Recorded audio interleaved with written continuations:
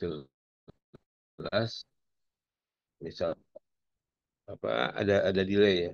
Saya coba cari apa namanya koneksi terbaik dulu. Oke, mudah-mudahan tidak ada kendala di pertengahan nanti ya.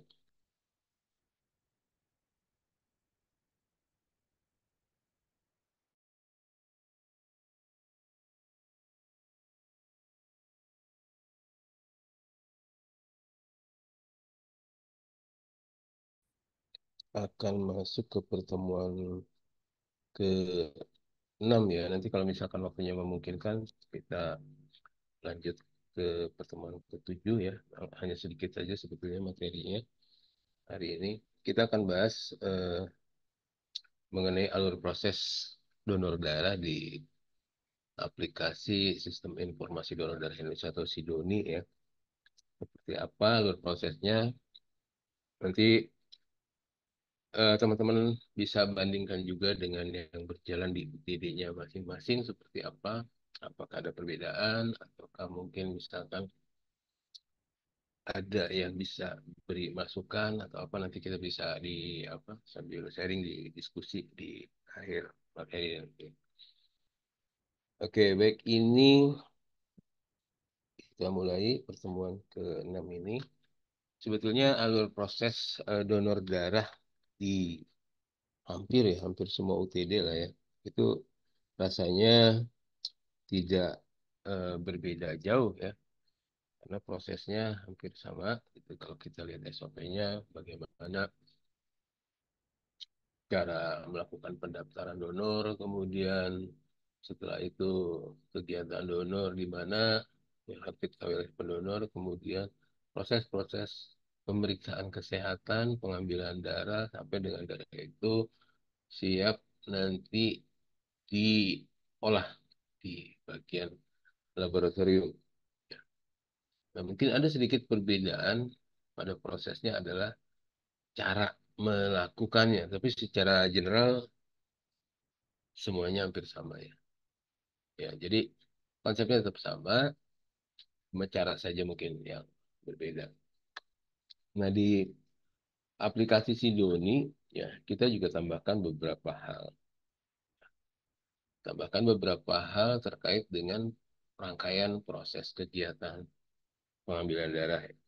Jadi, rangkaian proses kegiatan pengambilan darah itu kita mulai dari awal pada saat petugas melakukan upload jadwal atau menginformasikan jadwal kegiatan donor ini kepada pendonor atau kepada masyarakat.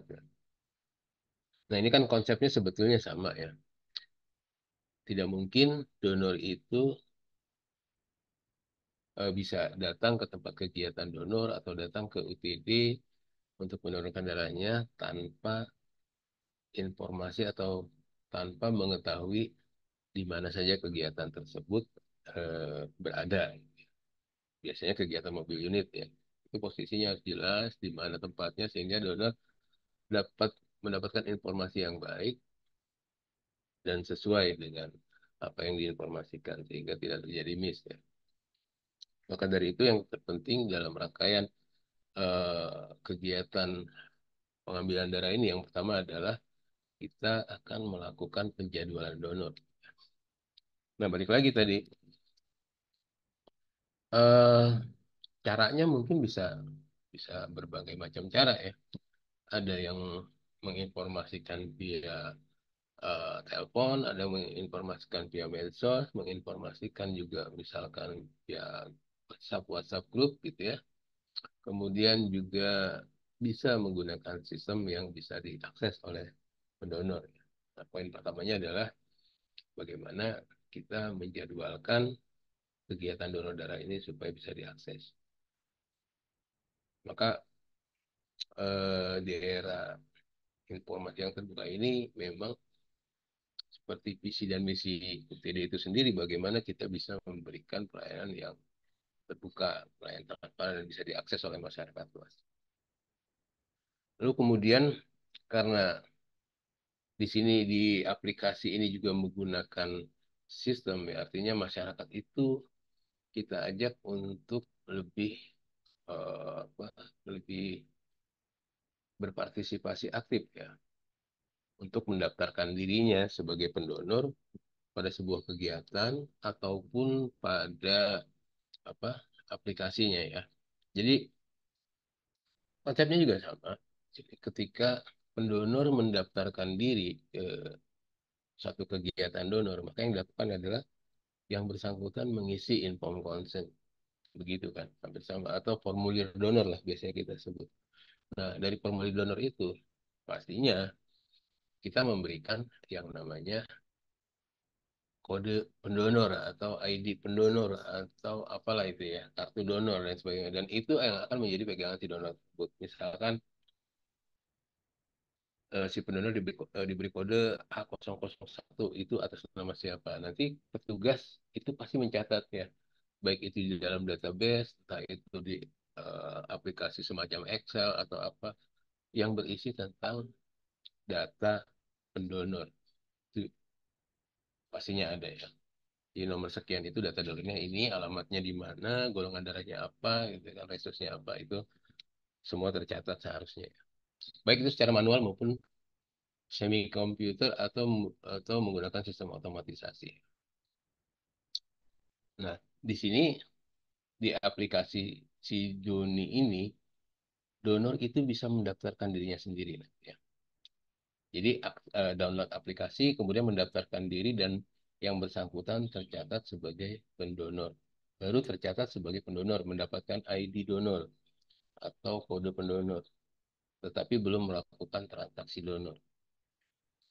Dan untuk awalnya biasanya tidak ada darah karena penentuan golongan darah itu ada di UTD-nya, di petugasnya setelah yang bersangkutan melakukan donor darah. Lalu darah kemudian diperiksa sampel darahnya, kemudian baru di situ nanti petugas yang ada di UTD yang menginputkan data golongan darahnya sehingga datanya valid. Datanya sesuai dengan sampel darah yang sudah diperiksa. Jadi tidak asal input. Ya. Jadi pendonor tidak akan bisa menginputkan data golongan darahnya. Ya, jadi yang menginputkan itu adalah petugas yang memang telah melakukan konfirmasi golongan darah terhadap sampel yang sudah diambil dari pendonor tersebut. Lalu kemudian selanjutnya adalah proses di materi ini proses registrasi donor. Jadi bagaimana setelah donor itu sudah mendaftarkan diri, kemudian yang bersangkutan juga sudah melakukan pengisian formulir secara online. Nah, yang bersangkutan kemudian datang ke tempat kegiatan yang sudah mereka agendakan. Jadi nanti di aplikasi tersebut eh, ada beberapa jadwal kegiatan donor yang sudah di-up oleh admin aplikasi yang bisa diakses oleh pendonor. Saya mau donor di mana, tinggal klik saja di aplikasi tersebut. Kemudian ada proses selanjutnya adalah seperti biasa medical check up ya. Mulai dari pemeriksaan apa tensi darah, pemeriksaan HB atau pemeriksaan-pemeriksaan penunjang lainnya yang dilakukan sebelum melakukan atau sebelum dilakukan pengambilan darah ya. Nah, itu juga proses-proses itu juga kita catatkan pastinya ya.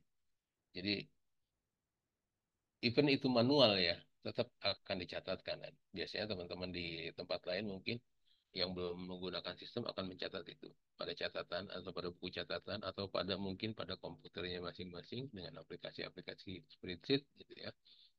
Di mana catatan tersebut akan dikaitkan dengan data pendonornya. Data pendonor Tuan A misalkan hasil pemeriksaan hari ini medical check up-nya seperti apa. Kemudian yang selanjutnya adalah proses pengambilan darah atau proses aptap di mana setelah lulus pemeriksaan golongan darah, pemeriksaan medical check up, maka akan dilakukan proses pengambilan darah dan yang terakhir adalah melakukan pelaporan. Dan saya rasa itu tidak berbeda jauh ya, tidak berbeda jauh antara satu TD dengan TD lainnya gitu. Yang membedakan hanya bagaimana cara melakukan proses tersebut. Ya.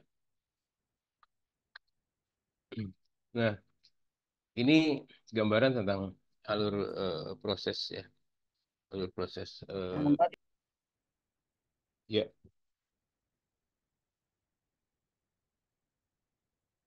oke, saya lanjut ya. Ini adalah alur proses dari pengambilan darah. Nanti kalau ada yang mau memberikan tanggapan, silakan. Nanti seperti apa gambaran yang ada di videonya masing-masing. Jadi nggak usah nunggu sampai selesai materi, bisa bisa ditanyakan ya.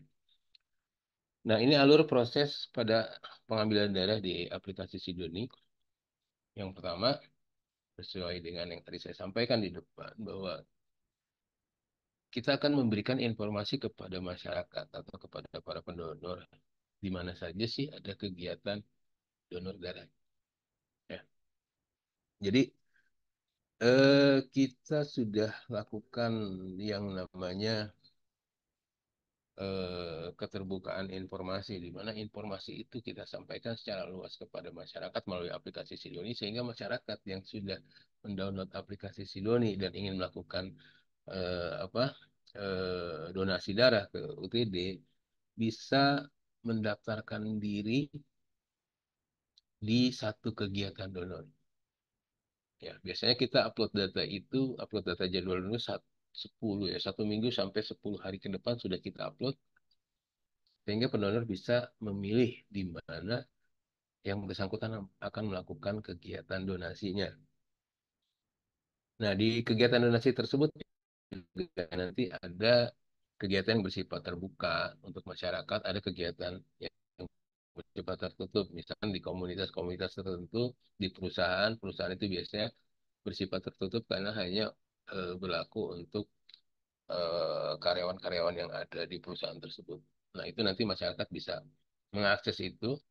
Nah, dari situ masyarakat bisa memilih atau pendonor bisa memilih saya akan mendaftarkan diri pada kegiatan donor di tempat yang mana. Maka oleh karena itu perlu dilakukan upload jadwal. Sehingga jadwal-jadwal yang sudah terverifikasi akan kita upload ke sistem. Ya.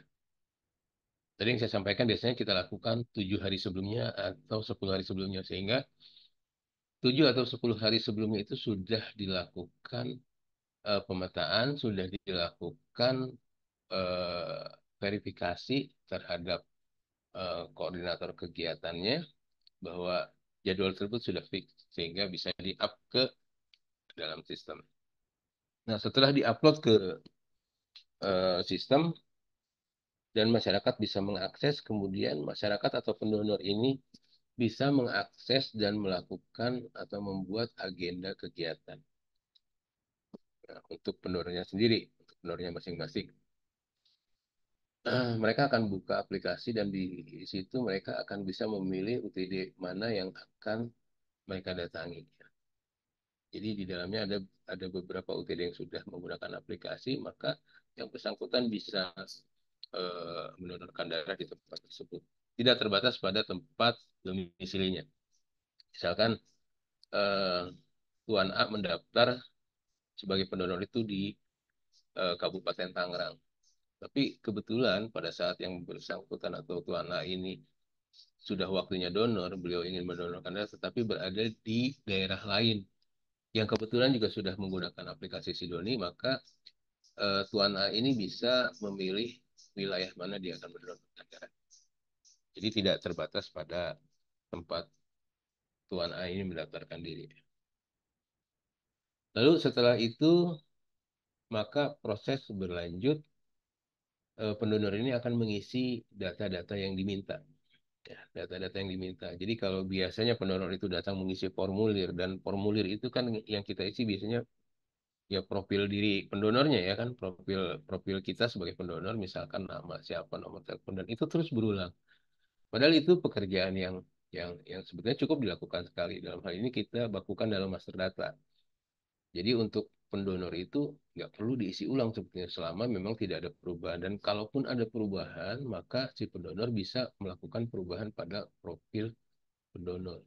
Nah, saya kasih gambaran seperti kalau kita punya akun medsos ya, atau misalkan akun e-commerce, misalkan kita punya akun, saya sebut merek ya, misalkan kita punya akun Tokopedia, maka ketika ada perubahan data pribadi kita, maka kita bisa lakukan perubahan itu. Misalkan alamat pengiriman, atau nomor telepon, atau data-data yang sifatnya profil si pengguna. Ya. Nah, donor pun seperti itu. Jadi pada saat donor itu berpindah tempat atau berpindah alamat, yang bersangkutan, donor bersangkutan bisa melakukan perubahan data tanpa harus petugas UTD yang melakukan perubahannya. Sehingga validitas data juga bisa terjamin. Ya. Jadi validitas data si pengguna ini betul-betul terjamin karena datanya bukan petugas UTD yang mengisikan. Nah, kita bisa ambil perbandingan dengan ketika kita tidak menggunakan sistem. Ya.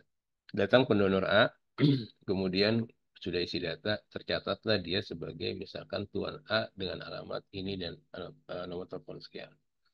Nah, kemudian nextnya yang bersangkutan datang lagi untuk donor, kemudian mengisi formulir. Nah, karena di situ ada pertanyaan tentang eh, nama, alamat, dan selanjutnya yang diisi berulang, maka misalkan yang bersangkutan sudah pindah alamat dan ganti nomor telepon, maka isian data akan berbeda. Tentunya ini akan membingungkan si petugas yang apa namanya, petugas pendaftaran donor juga. Ini ada orang mungkin dengan nomor pendonor yang sama, nama yang sama, tetapi alamatnya berbeda, sehingga ada kerancuan. Sebenarnya donor yang sama atau bukan sih? Gitu. Belum lagi kalau cerita kartunya hilang.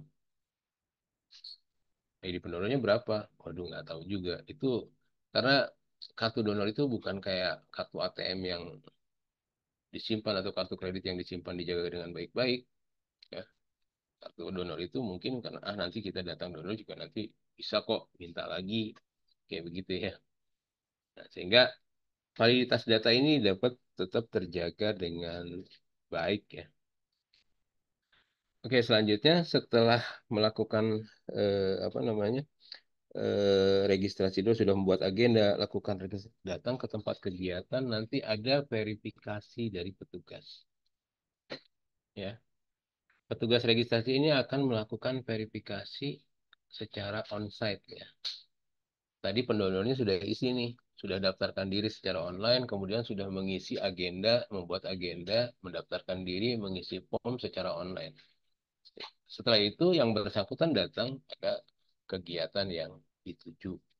Nah, di sini dilakukan yang namanya registrasi ulang atau registrasi kami menyebutnya untuk memastikan bahwa pendonor tersebut adalah benar pendonor yang sudah mendaftarkan diri di kegiatan tersebut.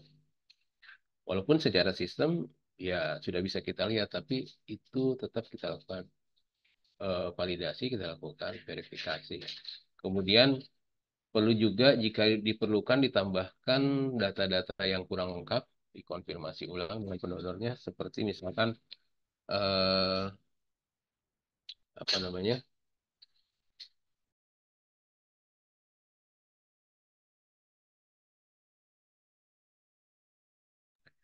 misalkan apa namanya, nomor KTP ya, NIK. NIK itu diperlukan supaya nanti kita bisa, walaupun si donor itu sudah apa pindah-pindah tempat, tapi NIK menjadi acuan yang apa, yang harusnya itu sesuai dengan pendonor tersebut. Jadi kita tidak ragu lagi dengan adanya nomor-nomor lain yang berbeda, karena acuan kita juga nanti salah satunya ke NIK.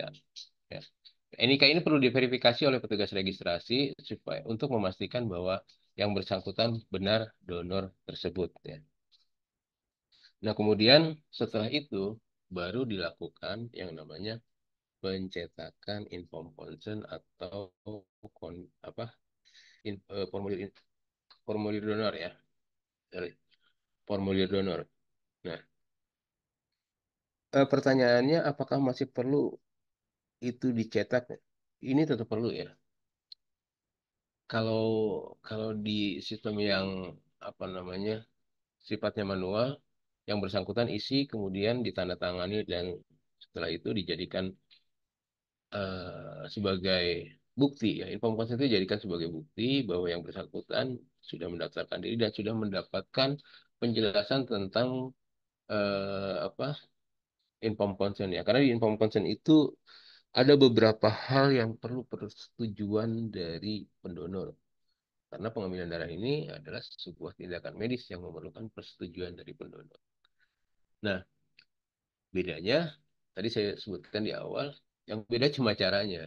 Kalau yang tadi itu pengguna mengisi, ini kita print out. Ya. Jadi petugas di lapangan itu ya memang harus disediakan alat cetak atau printer untuk mencetak inform consent. Secara umum inform consent yang kita cetak juga sama dengan yang manual. Ya. Yang pasti di situ harus ada persyaratan tentang eh, sebuah inform consent ya. Jadi harus ada proses-proses penandatanganan juga di situ.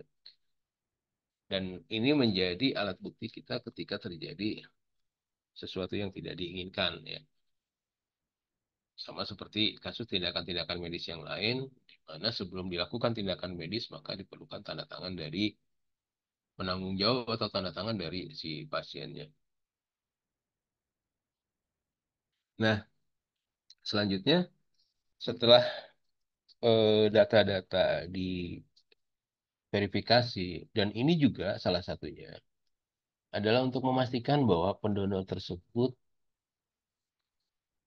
adalah pendonor yang memang diperbolehkan untuk mendonasikan darahnya. Ya, karena proses selanjutnya adalah ketika donor tersebut sampel darahnya dinyatakan reaktif, maka donor tersebut akan terkunci datanya. Sehingga ketika datang lagi ke tempat kegiatan, maka eh, donor tersebut bisa ya, tidak bisa melakukan proses donasi darah karena memang sudah dikunci oleh sistem dan donor tersebut dinyatakan reaktif. Nah, proses selanjutnya ketika donor itu memaksakan diri untuk tetap datang ke tempat kegiatan, maka akan diarahkan untuk eh, datang ke bagian konseling. Dan donor tersebut memang harusnya bukan datang untuk donor lagi, tapi datang untuk kegiatan konseling. Oke. Sehingga harapannya nanti adalah proses screening pradonasi itu bisa berjalan. Oke. Lalu kemudian setelah itu, setelah ditandatangani inform consent, maka proses selanjutnya adalah pemeriksaan medical check up. Ya. Jadi nanti pendonor ini akan melakukan screening pradonasi tidak hanya medical check up saja, termasuk screening pradonasi untuk datanya. Dan ini diharapkan nanti bisa menjadi pintu gerbang untuk melakukan pencekalan terhadap donor-donor yang dinyatakan reaktif. Akan banyak hal yang bisa diefisiensikan sebetulnya di situ nantinya, termasuk reagen, kantong, dan lain sebagainya macam. Oke, kemudian setelah dilakukan pemeriksaan medical check up, dinyatakan memenuhi syarat, kemudian setiap petugas akan melakukan inputan data sesuai bagiannya masing-masing. Jadi nanti pemeriksaan di MCU akan melakukan yang namanya eh, apa namanya inputan data medical check up, berapa tensinya, berapa HB-nya, lalu kondisi-kondisi yang lainnya yang mungkin bisa apa namanya diinputkan ke dalam sistem. Jadi kita menyediakan kolom-kolom yang nantinya harus diinput oleh petugas medical check up. Lalu setelah itu, ketika dinyatakan lulus, maka data kemudian berikut penurunannya akan masuk ke dalam bagian pengambilan darah. Nah, di sini nanti akan dilakukan oleh petugas pengambil darah atau APSAP. Dan setelah proses selesai dilakukan, seluruh kegiatan pengambilan darah ini juga akan melakukan penginputan data. Ya, penginputan data di sini misalkan eh, pengambilan darah dilakukan dengan metode apa, siapa yang ambil darahnya, kapan diambilnya, kemudian nomor kantong berapa atau ID kantong berapa yang digunakan, jenis kantong apa itu semua akan dilakukan oleh petugas di bagian tersebut, ya, di bagian pengambilan darah. Oke, nextnya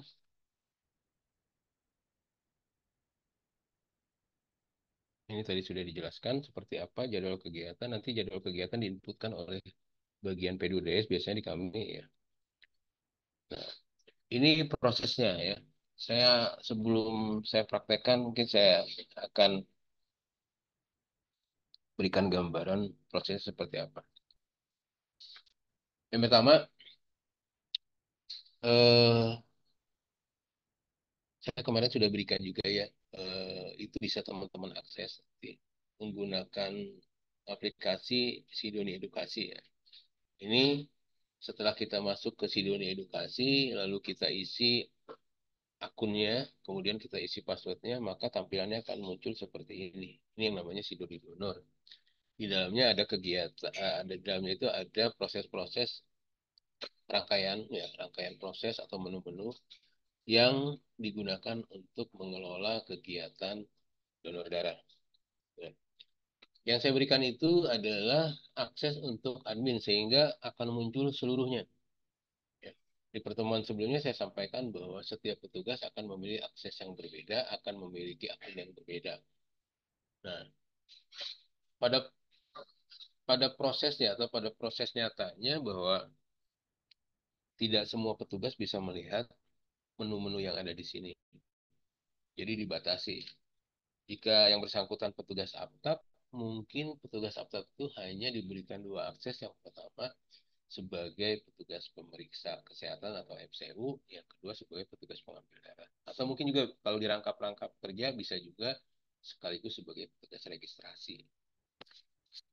Nah, kemudian untuk petugas yang apa namanya mengupload data itu berbeda sendiri. Jadi sehingga menunya itu sebetulnya tidak tampil semua ya. Tapi untuk apa namanya? Untuk beberapa tempat yang memang petugasnya juga memiliki keterbatasan dari sisi jumlah, maka bisa kita lakukan akun atau kita berikan akses beberapa akses ya. Jadi tidak hanya eh, sebagai petugas apta, petugas registrasi. Jadi bisa digabung ya sebetulnya ya. Jadi bisa bisa memiliki beberapa akses terhadap menu-menu tersebut. Nah, di sini setelah kita masuk ke dalam sistem, maka yang pertama kali kita lakukan adalah melakukan penjadwalan ya. Nah, penjadwalan yang kita lakukan di sini ada menu kegiatan, kita klik di menu kegiatan, maka akan ada tampilan selanjutnya seperti ini. Kita akan tambahkan nama kegiatannya. Kita masukkan nama kegiatan di sini. Kemudian setelah itu kita lengkapi ya. Kita akan lengkapi eh apa namanya hal-hal lain ya dalam kegiatan tersebut seperti tipe kegiatannya, kemudian setelah tipe kegiatan ada juga nama instansi, tanggal mulainya, kemudian tanggal selesai, jam selesai, kemudian lokasi di mana dan lain-lainnya ya. Dan ini nanti yang akan muncul pada aplikasi mobile yang akan diakses oleh masyarakat. Kemudian selanjutnya itu tadi cuma seperti itu aja sebetulnya ya. Untuk menampilkan jadwal itu di aplikasi itu hanya cukup menambah si admin itu hanya menambahkan nama kegiatan yang sudah diverifikasi, sudah oke, kegiatannya sudah fix, akan diinputkan sini dan dia akan muncul di eh, aplikasi mobile. Kalau teman-teman sudah download aplikasi Sidoni ini di handphonenya, maka akan bisa dilihat di situ ada 3 UTD yang sudah menggunakan aplikasi Sidoni. Nanti akan terlihat jadwal-jadwal kegiatan. Nah, itu jadwal-jadwal kegiatan tersebut itu sumbernya dari sini. Jadi petugas admin nanti akan inputkan datanya dari sini, kemudian itu yang akan muncul nanti di eh, aplikasi mobile. Oke. Kemudian selanjutnya cara pembuatan akun donor. Nah, ini lebih ke sisi pendonornya ya. Mohon maaf, izin sebentar.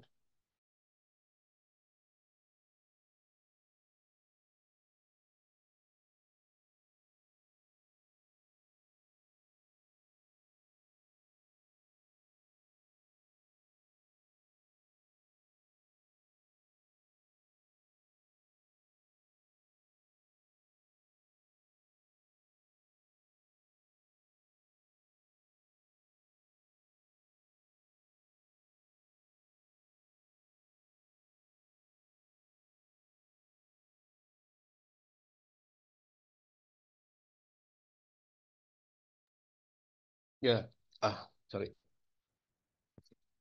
Jadi pada aplikasi ini si pendonor itu yang sudah saya jelaskan di depan setelah mendownload aplikasi kemudian mendaftarkan diri. Jadi membuat akun donor. Karena kalau nggak buat akun donor berarti nggak terdaftar kan. Maksudnya tidak bisa mengakses aplikasi tersebut. Nah, yang apa yang didaftarkan kita untuk pelatihannya sebetulnya ini ada ya. Kalau untuk pelatihannya kita atau untuk praktikum itu kita tidak menggunakan aplikasi yang bersifat mobile, kita menggunakan aplikasi berbasis web. Ya. Jadi nanti daftarnya bisa di sini di laman http edukasi-donor.sidoni.xyz ya. Nanti bisa dilihat di situ daftarnya seperti apa. Nah, ini informasi-informasi yang akan atau harus diisi oleh para pendonor. Yang pertama mengenai informasi pribadi atau profil pendonor, kemudian ada alamat, dan selanjutnya adalah pembuatan kata sandi. Nah, ini tadi saya sebutkan ini bisa diakses di sini ya. Nanti bisa dilihat ulang videonya kalau lupa. Nah, di sini kita inputkan sesuai dengan pertanyaan yang ada. Kemudian di sini juga sama. Yang halaman kedua itu alamat lengkap juga diisi. Kemudian yang terakhir pembuatan sandi atau aku apa namanya password untuk masuk ke dalam sistem. Nah, jadi untuk praktikum itu bisa dilakukan menggunakan web ya. Kita belum sediakan eh, apa namanya belum sediakan aplikasi mobile untuk kebutuhan edukasi. Oke. Nah, ini yang disebut dengan registrasi donor. Jadi pada saat pelaksanaan kegiatan sudah mendaftarkan diri di kegiatan tertentu, maka proses registrasinya seperti ini. Petugas penerima donor atau petugas registrasi akan melihat sistem di dalam sistem tentang peserta tersebut ya. Jadi peserta pada satu kegiatan, misalkan kegiatan donasi di kantor, karena di kantor pun tetap harus diisi ya. Jadi pendonor itu harus mendaftarkan diri di kegiatan di kantor tersebut, di kantor UTD tersebut. Nah, petugas UTD bisa melihat donor-donor mana saja, siapa saja yang sudah mendaftarkan diri pada kegiatan tersebut ya. Nanti ada menu peserta di sini. Lalu kemudian bisa dilihat daftar peserta pada satu kegiatan. Nah, ini ada, misalkan ada dua kegiatan ini, kita mau lihat kegiatan pada satu kegiatan, kita klik di daftar peserta. Maka sistem akan menampilkan berapa banyak peserta dan proses apa yang sedang berjalan. Ya. Karena memungkinkan pada saat proses sedang berjalan, ada pendonor juga yang baru daftar. Maka di bagian itu kita bisa melihat juga statusnya ya. Status pendonor ini sedang dalam apa namanya sedang dalam kegiatan apa pada rangkaian proses donasi darah ya. Misalkan kita lihat di sini ini ada donor yang masih dalam antrian, masih belum MCU, ada donor yang sudah melakukan medical check up ya. Kemudian di bagian kanan ada menu-menu yang bisa diakses oleh petugas registrasi. Apakah donor ini sudah di print out anamnesanya atau belum? Kemudian apakah pendonor ini sudah dilanjutkan ke MCU prosesnya atau donor ini batal dan lain sebagainya macam. Termasuk verifikasi KTP ya kalau misalkan di data pendonor tersebut belum ada NIK-nya. Nanti NIK itu, jadi walaupun sudah ada NIK, nanti tetap ID pendonor tetap ada. Jadi akan saling berkaitan antara ID pendonor tersebut dengan NIK. Ya. Lalu selanjutnya, ini untuk verifikasi KTP. Jadi harapannya sih ketika sudah banyak digunakan di beberapa UTD, maka semua UTD ini akan terkoneksi ya. Jadi tidak khawatir lagi yang selama ini menjadi isu sebetulnya. Satu donor di tempat A, kemudian datang donor di tempat B, di UTD B, maka donor tersebut belum ada datanya, sehingga walaupun yang bersangkutan sudah reaktif pada donor pada pemeriksaan donor sebelumnya, tetap akan lolos. Karena kemarin kan donornya di UTD A, sekarang donor di UTD B, misalkan 3 bulan kemudian atau 2 bulan kemudian donor di UTD B, ya karena UTD B tidak punya data pendonor tersebut, maka pendonor tersebut akan lolos. Ya, dan itu sebetulnya yang menjadi isu adalah ketika dia lolos, dinyatakan bisa melakukan donor yang pertama kan sudah menggunakan kantong, sudah menggunakan reagensi ya. Lalu kemudian pemeriksaan selanjutnya ternyata ditemukan kasus yang bersangkutan reaktif. Oke, okay, walaupun sudah banyak yang keluar, sudah kantong, sudah reagen dan sebagainya, tetapi masih aman karena donor tersebut dinyatakan reaktif. Tapi seandainya hasil pemeriksaan yang berbeda, misalkan berbeda secara metode yang digunakan. Misalkan di UTDA menggunakan metode yang lebih tinggi daripada di UTDB, maka ketika di UTDB tidak ditemukan yang bersangkutan itu hasil pemeriksaan sebagai reaktif dan dinyatakan tetap eh, non reaktif, maka darah tersebut bisa lolos masuk ke, nah, nah ini sebenarnya juga yang menjadi isu sentral ketika bagaimana sih kita punya satu aplikasi. UTD PM itu punya cita-cita bagaimana kita punya satu aplikasi yang bisa salah satunya memblokir donor-donor yang reaktif walaupun donor tersebut berpindah-pindah. Nah, maka di sistem ini karena memang kita sudah menerapkan penyimpanan juga di cloud yang bisa diakses 1 kali 24 jam, 7 hari dalam seminggu, dan asalkan terkoneksi dengan internet, dan itu aksesnya bisa dilakukan oleh UTD-UTD yang sudah menggunakan aplikasi Sidoni. Sehingga pada saat yang sekarang terjadi adalah ketika donor tersebut sudah dinyatakan reaktif di Kabupaten Tangerang, maka ketika donor di Jayapura, karena Jayapura sudah menggunakan Sidoni, maka donor tersebut akan tercekal. Lalu proses selanjutnya bagaimana? Dari Jayapura akan menginformasikan bahwa yang bersangkutan harus dikonseling di tempat donor terakhir kalinya. Artinya kembali lagi ke Tangerang. Karena Jayapura menemukan masalahnya adalah donor tersebut dinyatakan reaktif oleh Kabupaten Tangerang. Sehingga tidak akan berlanjut prosesnya. Tidak akan ada kantong yang terbuang sia-sia, tidak ada tenaga yang terbuang sia-sia. Jadi pada akhirnya kita kembali bahwa dengan sistem atau dengan aplikasi kita bisa melakukan screening pradonasi, tidak tidak hanya terbatas tadi, tidak hanya terbatas pada data, tidak hanya terbatas pada apa namanya eh, pemeriksaan kesehatan, tapi kita juga bisa sampai pada bagaimana kita melakukan screening pradonasi terhadap kasus-kasus IMLTD. Oke, dapat poinnya ya.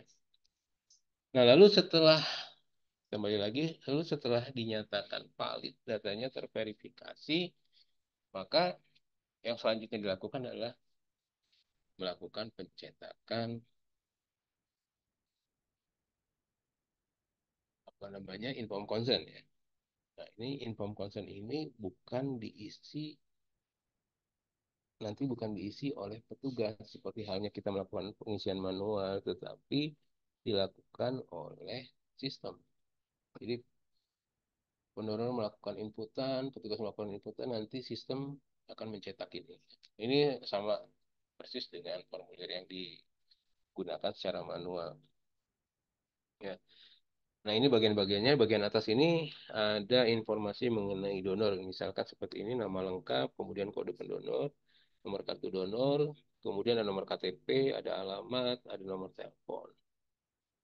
Terus ada ini data-data lain yang merupakan data standar sebelum kepada yang bersangkutan lakukan pengambilan darah. Termasuk nanti sistem akan mengcounting ini donor yang keberapa. Ya. Lalu setelah itu ada beberapa bagian kosong yang nanti akan diisi oleh petugas. Ya. Jadi tetap ini inform coach ini tetap harus berjalan. Harus tetap ada bukti bahwa kita melakukan proses-proses tersebut di samping kita melakukan inputan ke dalam sistem. Nanti ada bagian yang diisi oleh petugas HB. Ya.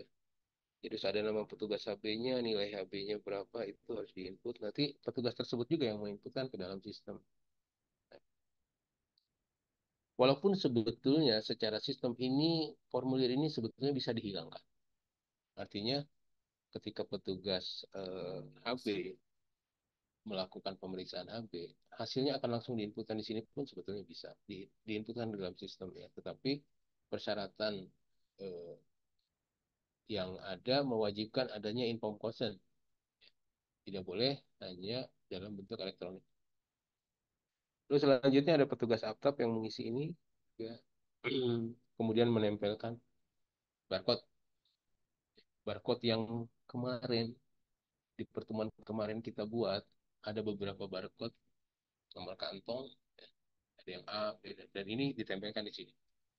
Salah satunya yang ditempelkan untuk formulir atau inform consent ini adalah nomor kantong dengan afix A. Salah satunya di sini di formulir. Nanti yang A yang lain ditempelkan di sampel darah, kita pun sampel dan di kantong itu sendiri. Oke. Nah, ini checklist-checklist ini yang melakukan checklist adalah si pendonor itu sendiri. Tapi tidak di sini melakukan checklistnya, tapi di sistem ya. Ketika mereka mendaftarkan diri, pada satu kegiatan mereka harus mengisi checklist-checklist ini.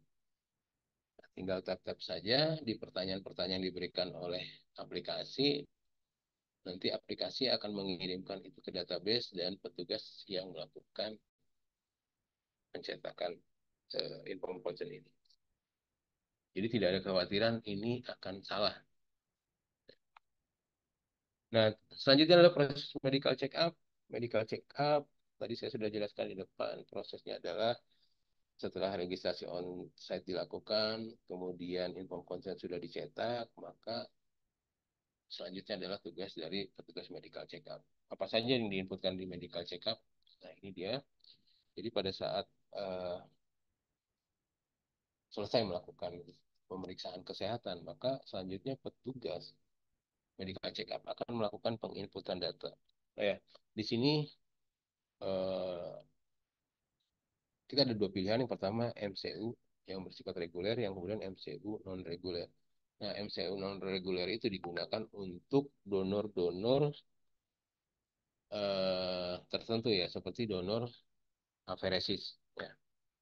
Donor aferesis atau yang kemarin sempat booming itu ada donor plasma konvalesen. Ya.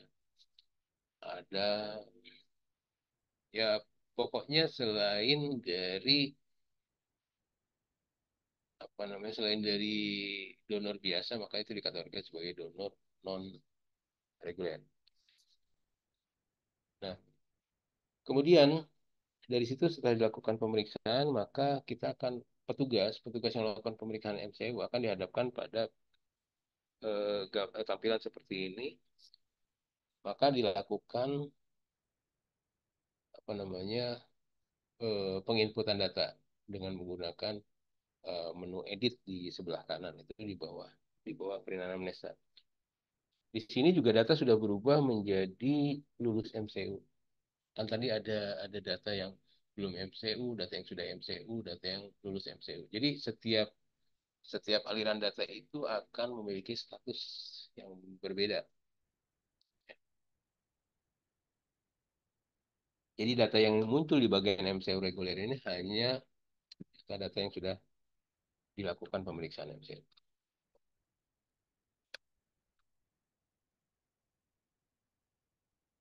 Nah, ini data-data yang sudah MCU, kemudian ini selanjutnya adalah, oh ya, ini inputannya ya, inputan datanya. Oke. Data yang harus diinputkan pada pemeriksaan MCU diantaranya adalah berat badan, kemudian suhu, nadi, kemudian golongan darah, ya. Ini ditunggu dulu ya, Pak. Ini ditunggu dulu ya. Oke, lanjut ya. Pada saat kita buka atau pada saat petugas MCU membuka apa form inputan ini, maka sistem sebetulnya sudah mengunci ya. Ada nomor pemeriksaan di sini, ada kode pendonor ini sudah tidak bisa dikotak-atik karena memang sesuai dengan apa kita kunci karena sesuai dengan aliran datanya, lalu kegiatannya di mana, nama pendonor siapa, tanggal pemeriksaan, tanggal berapa, ini semua sudah terkunci. Yang bisa kita lakukan adalah inputan itu, yang pertama adalah berat badan si pendonor. Ya, ini petugas MCU yang menginputkan. Lalu kemudian suhu, nadi, eh, golongan darah jika belum ada. Jadi kalau sudah sekali melakukan kegiatan donor, maka data akan tercatat dalam sistem sehingga di sini biasanya sudah ada datanya dan tidak perlu dilakukan inputan. Lalu hasil tensi, kemudian pilihan jenis donornya, lalu petugasnya siapa, tipe donasinya apa, kemudian petugas AB-nya siapa, lalu catatan. Jika diperlukan di sini ada juga catatan-catatan. Dan kemudian selanjutnya adalah menyatakan yang bersangkutan lulus atau tidak. Ya, oke. Nah, di sini ada yang bertanda bintang ya. Jadi inputan, Oke, tarik nafas. oke. Jadi inputan-inputan yang bertanda bintang ini adalah inputan yang bersifat wajib atau mandatori. Ya, ini wajib diisi, ya, kecuali yang tidak ada tanda bintangnya. Nah, ini di golongan darah tidak ada bintangnya, Pak. Apakah ini tidak wajib? Biasanya kalau dia donor pertama, maka di sini akan muncul bintang. Itu wajib diisi. Tapi karena ini sudah apa namanya, sudah golongan darah sudah diketahui, maka dia akan dibiarkan oleh sistem. Dan ini dibiarkan saja, tidak perlu dirubah. Yang yang pasti ketika bagian yang mandatori atau bertanda bintang ini tidak diisi, maka sistem akan memberikan semacam warning ya bahwa ada data yang wajib diisi dan itu belum diisi. Terus setelah selesai semua diinputkan datanya maka ini disimpan. Oke, setelah itu formulir akan digeser ke bagian pengambilan darah atau bagian akta. Saya rasa itu sama ya diambil semua UTD setelah pemeriksaan MCU kemudian bawa oleh pendonor atau oleh petugasnya ke bagian pengambilan darah. Jadi berdasarkan formulir atau inform consent tersebut, maka petugas pengambil darah akan melakukan pengambilan darah, akan melakukan penusukan. Nah, setelah selesai pengambilan darah, maka yang dilakukan oleh petugas pengambil darah itu adalah menginputkan data. Jadi sama seperti yang di sebelum petugas-petugas sebelumnya. Jadi semuanya melakukan penginputan data, di mana yang dilakukan adalah penginputan data ke,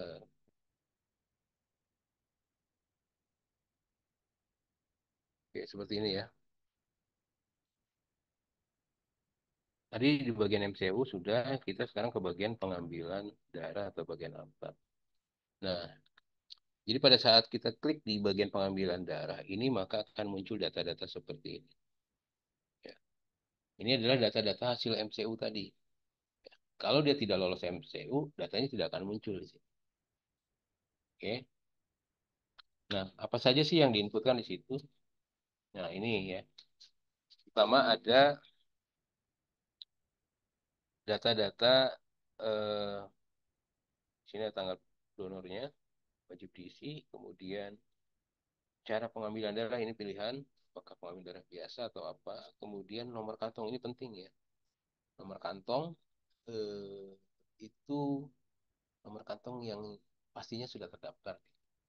Nomor-nomor kantong sudah terdaftar dalam sistem. Maka yang kemarin saya sebutkan di logistik itu data harus masuk dulu semua nomor kantong itu harus diberikan identitas. Nah, setelah itu baru bisa dipilih di sini sesuai dengan apa namanya jenis kantongnya. Oke. Kemudian oh ya di sini juga ada nomor box. Kami menambahkan ke dalam sistem itu box ya, nomor box. Jadi darah-darah yang diambil itu kan sebelum kita kirimkan ke laboratorium biasanya kita simpan dulu dalam box. Misalkan pada kegiatan mobil unit, kita akan simpan darah ke dalam box. Nah, kenapa kita perlu nomor box? Nanti supaya kita tahu di dalam box itu nomor kantongnya berapa saja gitu. Jadi eh, nextnya ada pemeriksaan lanjutan sebelum darah ini diolah, yaitu pemeriksaan untuk bahan baku darah. Jadi kalau kalau kita mau tahu suhu suhu box tersebut ya, jadi maksudnya gini, misalkan dalam satu box itu ada 10 kantong darah,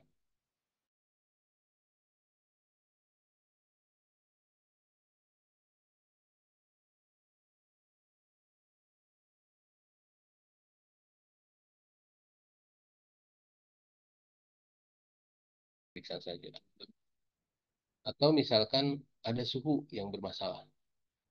Misalkan dalam satu box yang sama, ini suhunya terlalu tinggi, tidak memenuhi kriteria untuk dilakukan proses selanjutnya, maka ada kemungkinan dalam satu box itu kemudian kantong tersebut tidak diperiksa, tidak diproses selanjutnya karena memang secara suhu tidak memenuhi lagi persyaratan yang ditentukan.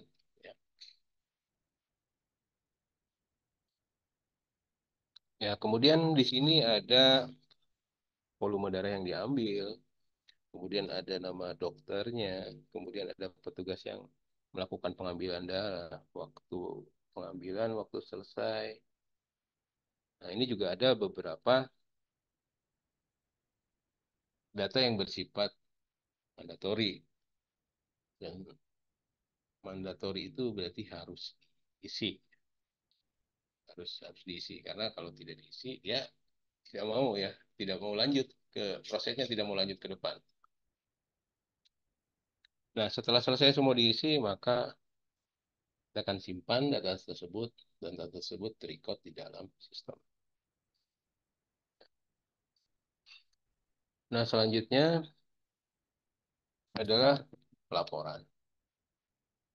Ujung dari rangkaian kegiatan pengambilan darah ini yaitu adalah darah-darah yang tersedia untuk proses selanjutnya atau proses pengolahan atau proses pemeriksaan di laboratorium. Jadi ujung dari rangkaian proses APTAP ini adalah tersedianya darah yang siap digunakan untuk diolah di laboratorium atau dilakukan pemeriksaan terhadap penyakit maupun terhadap golongan darah. Pemeriksaan lanjutan di laboratorium. Nah, artinya dari awal rangkaian kegiatannya ketika kita sudah buat jadwal orang mendonorkan darah, pemeriksaan, ujung-ujungnya adalah tersedianya bahan baku. Bahan baku untuk pengolahan darah, bahan baku untuk pemeriksaan. Nah, nanti bahan baku ini sebelum masuk ke dalam proses selanjutnya, kita akan melakukan verifikasi untuk laporan dulu. Ya. Oke, sini seperti ini ya. Jadi kita buat sebuah logbook penerimaan yang nantinya ini akan mencatat jumlah sampel, jumlah formulir, jumlah kantong itu sesuai atau tidak. Jadi kalau harus kita pastikan, Jo, kalau misalkan dalam satu kegiatan itu kita dapat 100 kantong, maka harus tersedia juga sebanyak 100 form inform consent atau 100 formulir donor. Lalu eh, tersedia juga jumlah sampel yang sama. Nah, jumlah sampel yang sama ini bisa saja sampelnya kali dua. Misalkan untuk pemeriksaannya kita tidak cuma pakai MLCD. Kita periksa juga konfirmasi golongan darah, berarti sampelnya dua kali lipat. Atau misalkan ditambah juga dengan pemeriksaan screening antibody misalkan, maka jumlah pemeriksaan menjadi tiga kali. Sampai di situ untuk proses penyediaan bahan baku selesai.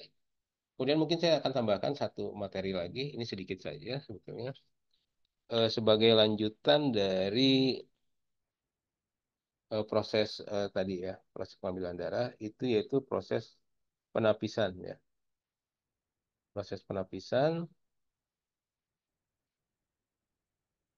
Proses penapisan ini untuk memeriksa tadi darah-darah sudah tersedia ya. Darah-darah itu, bahan baku itu sudah tersedia, maka selanjutnya adalah proses seleksi terhadap kantong dan sampel darah dari hasil kegiatan donasi darah. Ini tujuannya apa? Tujuannya adalah supaya kita bisa mendapatkan bahan baku yang memang memenuhi kriteria. Bukan tidak memungkinkan pada saat pengambilan darah terjadi anomali-anomali yang tidak diharapkan. Contohnya, ada kemungkinan darah, volume darah itu tidak sesuai. Bisa ya. Artinya volume darah yang tidak sesuai, entah itu terlalu rendah atau Donor plasma. ya, bisa jadi volume darahnya itu tidak sesuai. Seperti kita tahu, plus minusnya itu kan kalau tidak salah 10% ya. Mohon maaf kalau salah, saya bukan orang teknis masalah. Eh, kurang lebih 10%, artinya minus 10% atau lebih 10%. Seandainya lebihnya itu lebih dari 10%, maka itu dinyatakan tidak sesuai kriteria. Kemudian kalau dia kurang lebih kurangnya itu lebih dari 10%, maka itu juga tidak masuk kriteria. Sehingga itu dinyatakan sebagai volume yang tidak sesuai. Ya. Kemudian suhu, apakah suhu suhu ketika darah itu datang ke bagian penapisan sudah sesuai? Kalau tidak sesuai, maka itu juga dinyatakan sebagai tidak memenuhi persyaratan untuk dilanjutkan ke proses selanjutnya, proses pembuatan darah. Kemudian memeriksa apakah jumlah sampel, jumlah darah itu sesuai atau tidak. Dan dipastikan juga antara sampel dan kantong itu bersesuaian.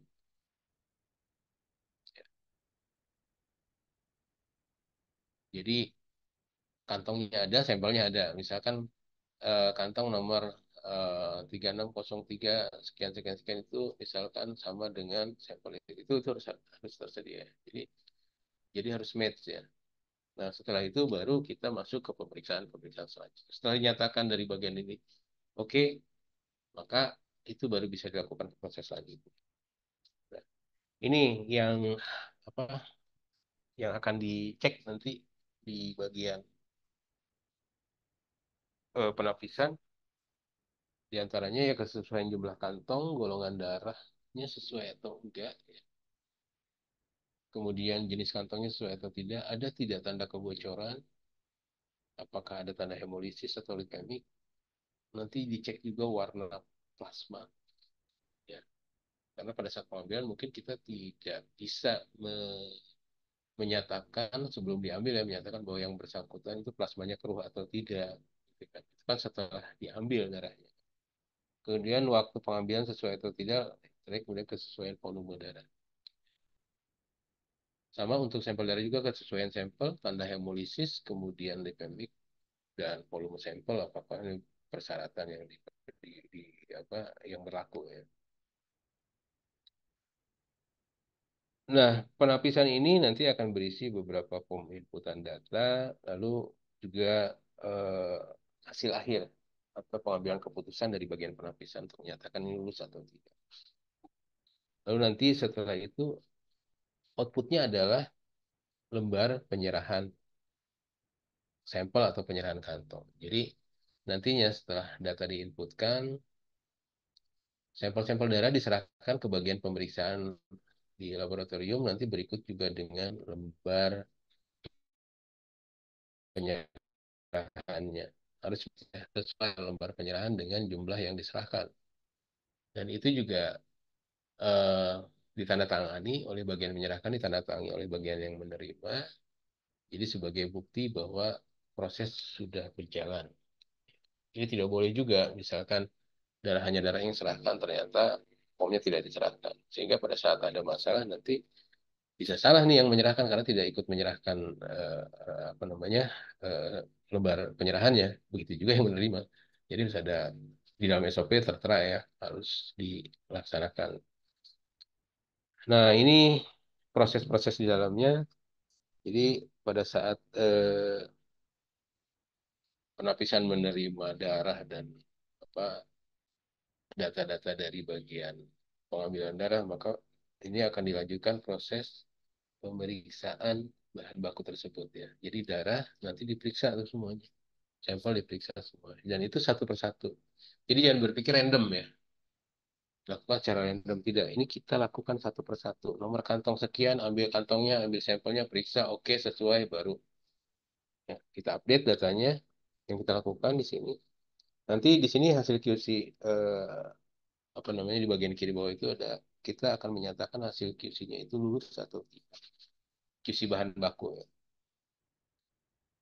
Nah, di sini checklist-checklistnya yang harus diisi ya. Jadi bagian atas ini datanya sudah kita kunci, kemudian kita akan memasukkan suhu box ini yang tadi saya sampaikan. Di box itu ada alat pengukur suhunya. Jadi sehingga pada saat datang ternyata suhu box itu tidak sesuai dengan eh, persyaratan yang berlaku. Misalkan suhu suhu boxnya itu sampai di atas 10 derajat gitu ya. Maka kita akan nyatakan itu kantong tidak layak atau tidak akan kita proses untuk proses saja karena memang secara suhu dari tersebut juga sudah memenuhi syarat, sudah rusak. Nah, ini setelah itu kita akan buat pelaporannya di sini. Nah, untuk membuat pelaporannya kita tinggal pilih salah satu kantong saja untuk mencari nomor boxnya, lalu kita pilih boxnya untuk menampilkan seluruh kantong yang ada di box tersebut. Ini prosesnya seperti ini akan lebih mudah nanti kalau kalian coba lakukan sendiri di aplikasi Sidoni Edukasi.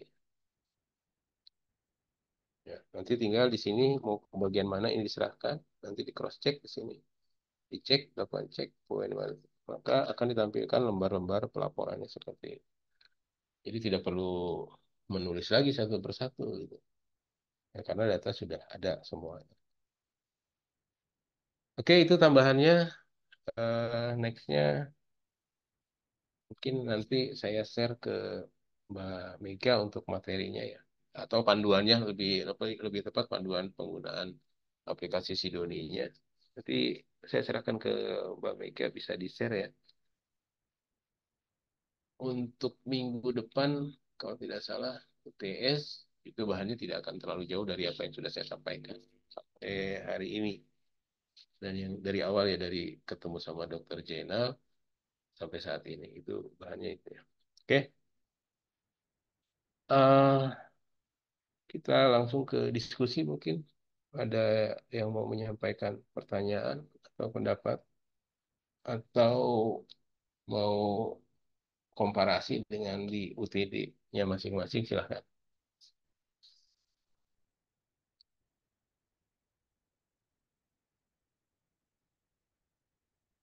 Halo, ada yang mau ditanyakan?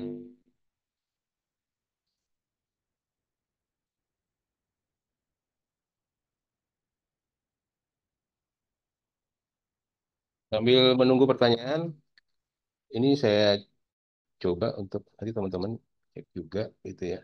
Jadi kita akan apa semuanya kalau teman-teman mau coba di situ di laman edukasi itu bisa diakses ya kapan saja ya. Misalkan untuk sampai saat ini kita belum masuk lab, kita baru masuk donor ya.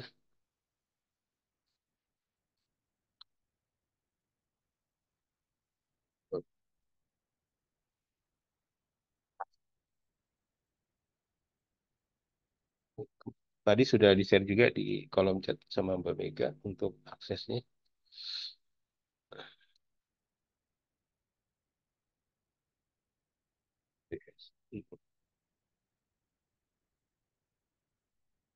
Nanti teman-teman bisa akses ke sini langsung seperti yang tadi digambarkan.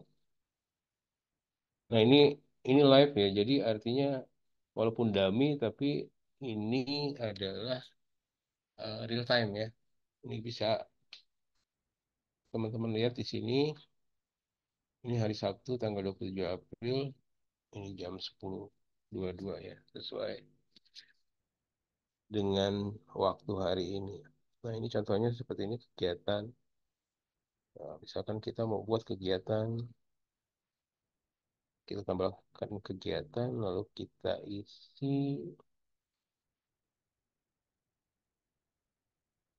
Jadi kalian nggak usah takut untuk coba-coba ini karena memang ini datanya kita buat sengaja untuk latihan sih, sengaja untuk apa praktikum teman-teman yang mengambil mata kuliah simultele. Oke, ada yang ditanyakan?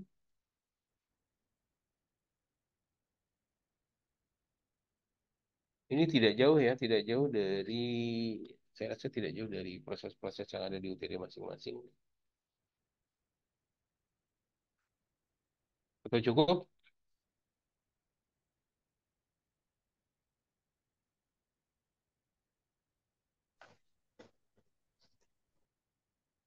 Kalau cukup, saya kembalikan ke Mbak Mega mungkin. Mbak Mega, silakan. Teman-teman ada yang mau ditanyakan dulu? Mungkin masih ada yang belum paham atau mau diskusi tentang aplikasinya mungkin?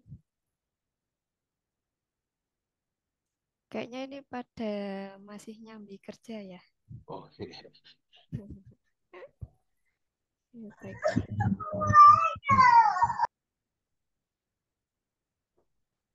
Pak Firman sudah cukup ya? Saya rasa sudah cukup. Ya, Jadi baik. bahan sampai untuk UTS ya nanti bahannya sampai di situ.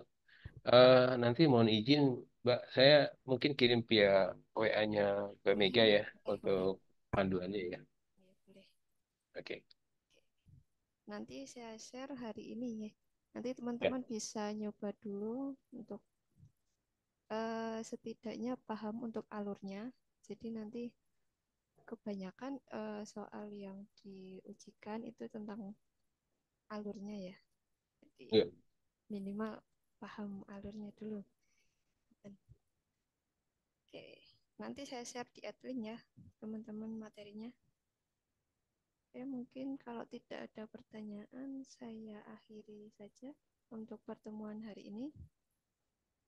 Oke, semoga UTS besok lancar ya, dan nilainya semoga bagus semua. Kalau misal ada kendala tentang ujiannya, boleh menghubungi saya. Kendala teknis tentang SCP juga boleh. Untuk jadwalnya sudah di-share di grup ya. Sebelumnya ini masih suasana bulan Syawal ya. Kemarin berubah ya. Oke, sebelumnya mohon maaf lahir batin. Minal aizin wal faizin. Semoga apabila ada salah kata, salah kata boleh minta tolong dimaafkan ya. Oke, terima kasih. Untuk pertemuan ini saya akhiri. Wassalamualaikum warahmatullahi wabarakatuh. Waalaikumsalam. Waalaikumsalam Sama-sama Bu. warahmatullahi Lahir Waalaikumsalam faizin. warahmatullahi wabarakatuh. Waalaikumsalam tuh. Oke, bisa izin live ya. Baik, terima kasih. Saya izin lab duluan ya. Baik, Ya, Pak. Pak. Pak. Terima kasih.